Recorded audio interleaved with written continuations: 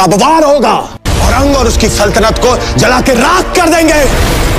हमें हराने वाली हर कोशिश को मारेंगे। ఓరి దేవుడా, విక్కీ కౌశల్ ఛత్రపతి సంభాజీ మహారాజ్ గా నటించలేదు, జీవించాడు. మీరు అతన్ని చూస్తే ఇతను పిచ్చోడా అని అనుకుంటారు, అంతలా యాక్టింగ్ చేశాడు. 5-6 ఆస్కార్ అవార్డులను కరిగించి ఛత్రపతి సంభాజీ మహారాజ్ గారి విగ్రహాన్ని చేసి పూజించండి మరియు ఈ వ్యక్తిని సన్మానించండి. ఈ మూవీ కోసం విక్కీ కౌశల్ 10 కోట్లు తీసుకున్నారు.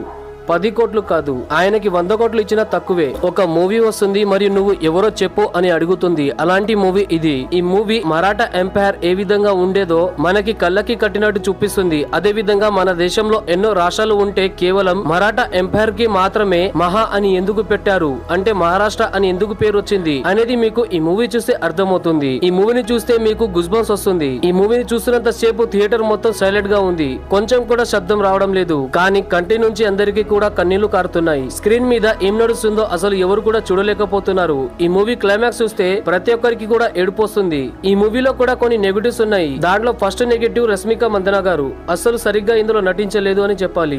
ఏఆర్ రెహమాన్ గారు మ్యూజిక్ చాలా బాగా ఇచ్చారు, బీజిఎం కూడా అదిరిపోయింది. కానీ ఒక్క సాంగ్ మినహా మొత్తం సాంగ్లు కూడా బయటికి వచ్చి వినే విధంగా లేవు. ఔరంగజేబు లాగా నటించిన అక్షయ్ ఖన్నా గారు నిజంగా యాక్టింగ్ ఇరగదీశారు. ఈయన బయటికి వచ్చి కనిపిస్తే అందరు కూడా కొడతారు, ఎందుకంటే అంత బాగా నటించారు. అతన్ని ఔరంగజేబు అనుకుంటారు. సపోర్టింగ్ యాక్టర్స్ కూడా అందరూ చాలా బాగా యాక్టింగ్ చేశారు. ఈ మూవీ గురించి ఎక్కువ చెప్పను, కానీ మీరు ఖచ్చితంగా ఈ మూవీని థియేటర్ లో చూడాలి. లేకపోతే మీరు మూవీ లవరే కాదు. వీడియో నచ్చితే ఖచ్చితంగా లైక్ చేయండి మరియు మన ఛానల్ ని సబ్స్క్రైబ్ చేసుకోండి.